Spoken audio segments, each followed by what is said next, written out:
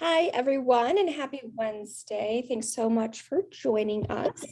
This is your first time tuning in. My name is Rachel Phillips, and I am one of the health coaches here at Incenta Health. Each Wednesday, we get together and talk about some sort of wellness topic. This week, we are going to focus on Parks and Recreation Month. But first, if you all want to utilize that chat feature, take yourself off mute, whatever works best. On a scale of 1 to 10, how are you doing this week? 10 being like it's the best week ever. 1 being this week can't end fast enough.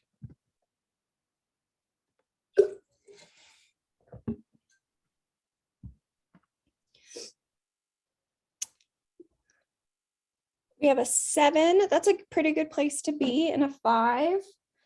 Jerry, I'm right there with you. I hope your week improves. Thank you. Yours too. Thanks. We're trying to buy a house and have gotten 2 offers rejected in less than 48 hours. So That's depressing, isn't it? Good luck. Yeah, thank you. Anybody else? How are you doing this week? Scale of 1 to 10. Anybody else feel a little lagging because last week was a 4-day week and now we're at a 5-day week, and it's always a little bit hard.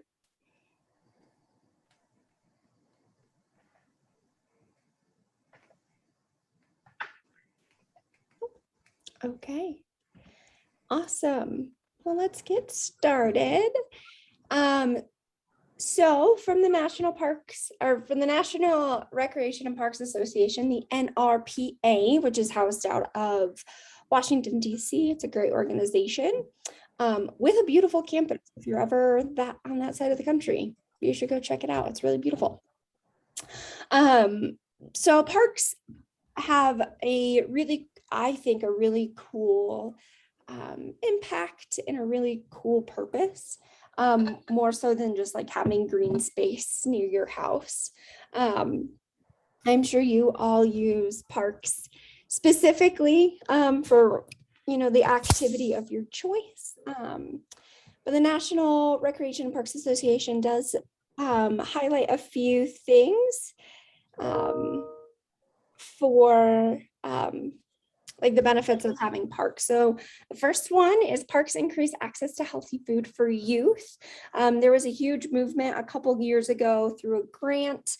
I actually worked on that grant to increase access to healthy food for youth.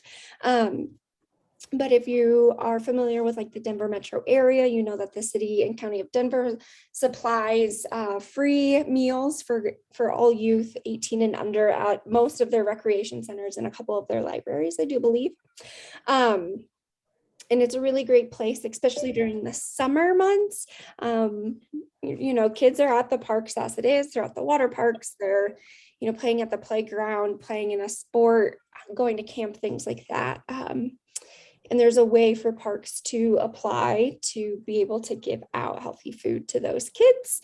If you want more information on that, I can definitely I can talk about that all day. But I think it's a really great perk that kids during the summer month and when they're not in school have access to free healthy food. We obviously know that parks increase our opportunities for recreation. And it's not just like your neighborhood park where you can go and like throw a football around, play catch, go swing on the swing set, but things also like national parks and forest state parks where you can go out and get on the water. You can go rock climbing, camping, things like that. Research does show that active children tend to do better in school. Same reason why if your brain is going a million miles a minute, and going for a walk, it kind of helps settle down our nervous system. So kids are better able to focus when they are living an active lifestyle. And we also know that kids who are active and eat well, but mostly active, are more likely to be at a healthy BMI. And while we don't want to necessarily promote weight loss in children, we just want to maintain weight. the foundation of their health is determined as a child. So if we can keep our kids at a healthy BMI when they're younger, chances are they'll likely stay at a healthy BMI when they're older. And we know that there's a ton of associated costs and, unintended consequences and comorbidities that come with an unhealthy BMI. And for everybody, fresh air, being out in nature, being connected with, Mother Earth, shows to improve our mental well-being. Being outside and being active has been proven to lower our cortisol, increase our serotonin and our dopamine. So those feel good hormones come from activity and being outside. So parks are a really great place to do those things. Parks also increase our community bond. I think I shared last week, I live right next to a really big park, just a community park, and there was a football camp going on and a cheerleading camp going on, and all of their parents and younger siblings are watching on the sidelines and running around, and somebody else was playing basketball, and then there's people running and walking their dogs. We just have a greater sense of community. It's hopefully a safe place for large groups of people to connect. Obviously, the last year and a half of COVID made that a little bit wonky. But it's a great way to get your vitamin D and catch up with friends and family for a very minimal cost. I'm sure you all have seen birthday parties at parks too. Those are always my favorite. And then parks also support a conservation of our local ecosystem. So it protects, especially national parks and state parks, protects native land, native plants, as well as native animal species. So if in the Denver area, you go up to the National Wildlife Refuge, there are black-footed ferrets, and black-footed ferrets aren't really seen anywhere else except in those protected lands. So we're able to, yeah, Jared, it's really cool. I watched a whole documentary about it. So we are helping, parks do help protect what other systems have maybe degraded a little bit. So any questions on that? Nope. Awesome. So this is time for you all to get a little bit creative. We all know that we have a local parks and recreation district. It obviously depends on where you live, how that looks. So I'm going to invite you all to take the next 5 minutes or so to research your local parks and recreation department. And from there, look at what available opportunities are there for you, your family, maybe just your kids.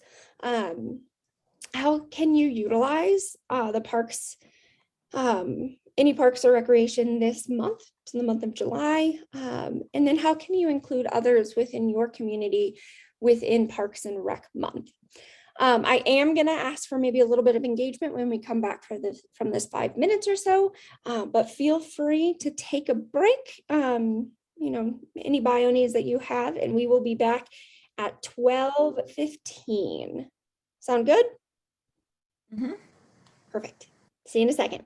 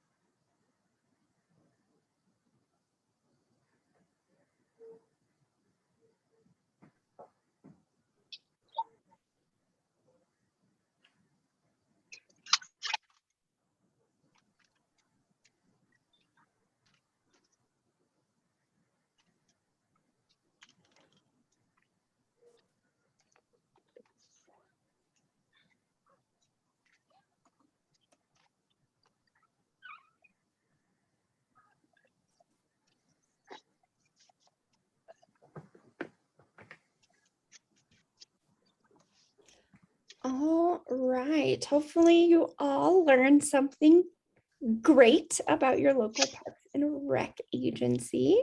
Is anybody willing to share what program they want to check out?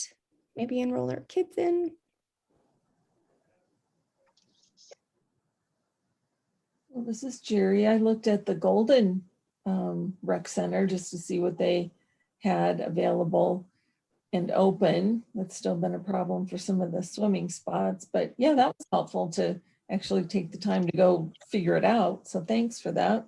Of course. Hopefully you can get a swim in soon. Sonia says the closest rec center offers cooking class. And even though I know how to, I like to participate to get different ideas. That's a great idea, Sonia. The cooking classes at the local rec center are always so fun and you get to try such fun food. Joe Mills says golf passes. Joe, I think I knew that, that you would say that. You have a golf vibe about you. And I wish you luck with your golf game this summer. Anybody else want to share with them? This is Irma. I checked one and I saw that they have the swimming pool, they have the pool table, they have activity for kids. It's incredible all the activities that they offer. Oh yeah, and I never checked those, and I was surprised when I see all of these benefits that they have for us. Oh, good. I'm glad that you were able to check it out. Hopefully you can go try out that pool or pool table. Lori says she recently moved and they have a rec center that you can join for free. Awesome, Lori. Does that mean you can get your like gym sweat on, maybe take some classes? Yay, awesome. I know I worked for a Parks and Rec agency and I know they also had things like knitting classes, like computer safety classes at the Center for Active Adults, lots of like fitness classes, cooking classes, childcare. There's a lot of local Parks and Rec districts have like a preschool associated.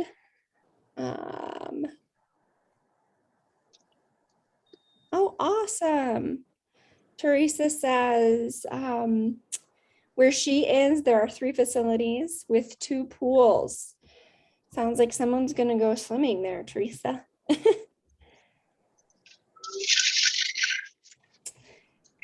Yeah, but walking past bike paths, things like that are also a really great way to get connected with your Parks and Rec agency. Belinda, you like the ones with the tennis courts? Are you good at tennis? I think you can also play pickleball on a tennis court as well.